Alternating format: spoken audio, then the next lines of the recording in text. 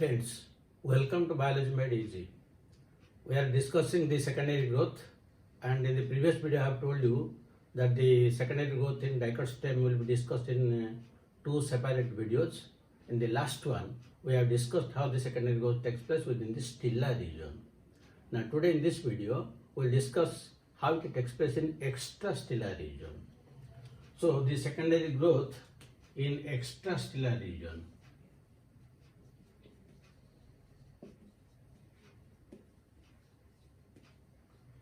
Now if you will draw the diagram of the dicot stem, this is the epidermis, then below epidermis there is a hypodermis, then there is a cortex, endodermis and pericycle. Now all the tissues inner to this endodermis, this is endodermis, and all the tissues inner to endodermis, that means this portion, this is known as stele, and within this stele the pericycle is the outermost layer, and within this the central part, the different types, the vascular bundles are arranged in the form of ring, and all the details we have discussed in the previous video. So once this secondary growth takes place within the stellar region, the girth of the plant body increases. The thickness of the plant body increases due to addition of secondary tissues. So when the girth will increase, what will happen to the tissues which are present outer to the stele? Naturally, they will break down. So when they will break down, the internal parts of the plant body will be exposed to the outside, and ultimately the cells will die. So the plant has to protect it.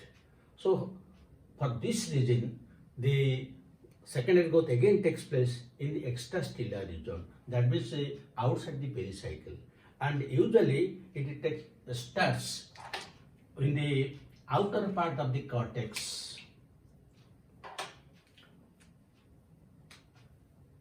This is the epidermis and this is cortex. So it starts its production in the cortex. So in the outermost cortex usually consists of a parenchymatous cells, and the parenchymatous cells are potentially meristematic.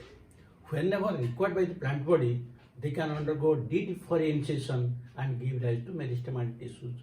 So now it is a necessity for the plant to give rise to new protective tissues, and side by side the girth of the plant body also will increase. So the parenchymatous cells present in the cortex, here some of the cells will undergo dedifferentiation, and that will give rise to a meristematic tissue which is known as phellogen or cork cambium. Now if you draw it in a separate diagram, this is the epidermis and these are the cortical cells.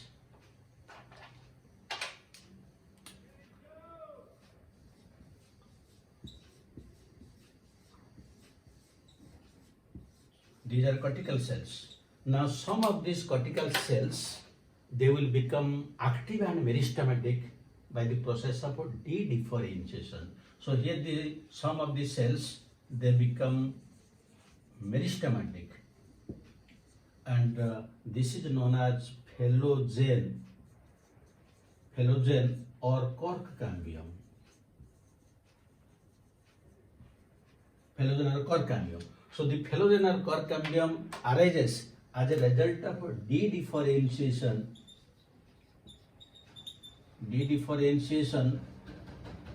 of the parenchymatous cells. And now this phellogen or cork cambium is a secondary meristem and also lateral meristem. So it is an example of secondary lateral meristem. Secondary because it arises from the permanent tissues, and lateral because it occurs in the outer part of the plant body. Now the phellogen or cork cambium, since it is meristematic, the cells of the phellogen will divide periclinally. So again, I have told you earlier, periclinally means it will divide in parallel to each other, so that one cell will be toward the outer side and one cell will be to the inner side. Now towards the inner side, these cells which are present in the cortex, this is known as a primary cortex. This is the primary cortex. But when the phellogen will give rise to new tissue to the inner side, that will be naturally known as secondary cortex. So now it will give rise to cells toward the inner side.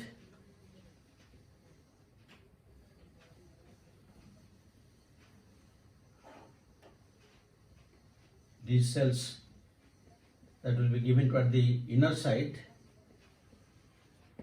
this is known as secondary cortex or phelloderm. This is secondary cortex or phelloderm. So these are just a parenchyma of cells, and their main function is storage like all other cortical cells. Now those cells which will be produced at the outer side, what will happen? Those cells will be exposed to the outer side because already the epidermis has ruptured due to the increase in the thickness of the plant body. So since they are exposed to the external atmosphere, they will be dead, and in their cell walls there will be deposition of suberin, and these cells are known as cork cells or phellem. These cells which will be produced at the outer side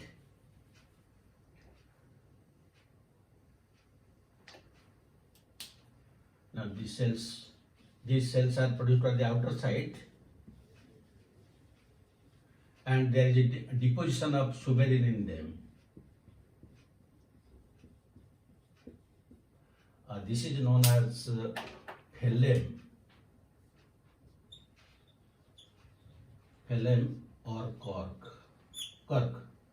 And due to formation of this phellem, which become dead and suberized, ultimately the epidermis which was present in the outer part, that will be degenerated.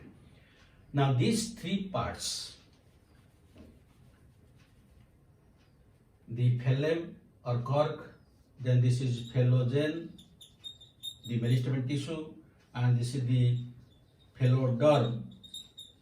These three together is known as periderm. It is known as periderm. So once the secondary growth takes place in the extrastellar region, now the outer protective part of the plant body becomes periderm. Now this is cork, which is suberized.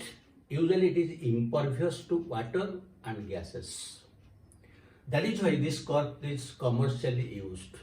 If you have marked that in big bottles there are some cork, so that cork is obtained from the plant Quercus suber. Quercus suber.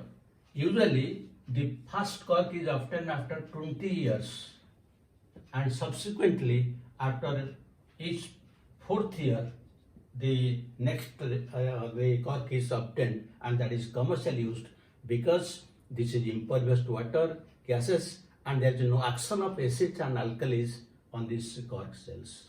So it gives a protective layer. So this is known as the cork, and this is known as phellogen or the cork cambium, and this is known as phelloderm or secondary cortex. So it gives the outer layer. Now, what is bark? This is cork, but what is bark? When we have discussed the stellar part, there we have discussed that the secondary growth takes place, and the secondary xylem is produced at the inner side, and secondary phloem is produced at the outer side. Then there is a cambium, a ring of cambium is there. Now all the tissues outer to this cork cambium is known as bark.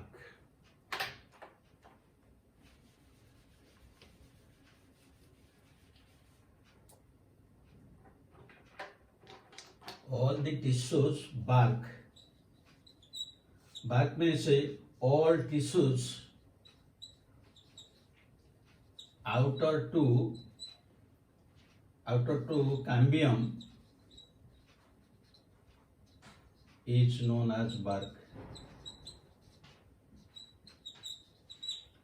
Now see clearly what is the difference between bark and cork.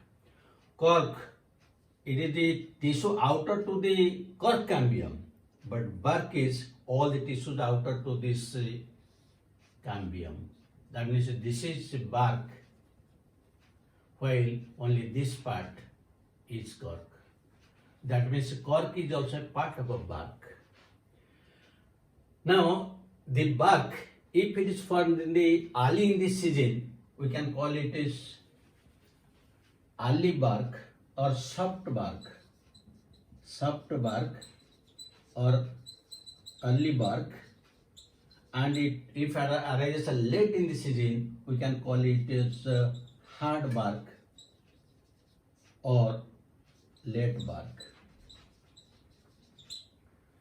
And another important thing is, this bark may arise in the form of a ring. The entire bark can come out in the form of a ring. So in that case, we'll call it as ring bark, as it is seen in case of betula.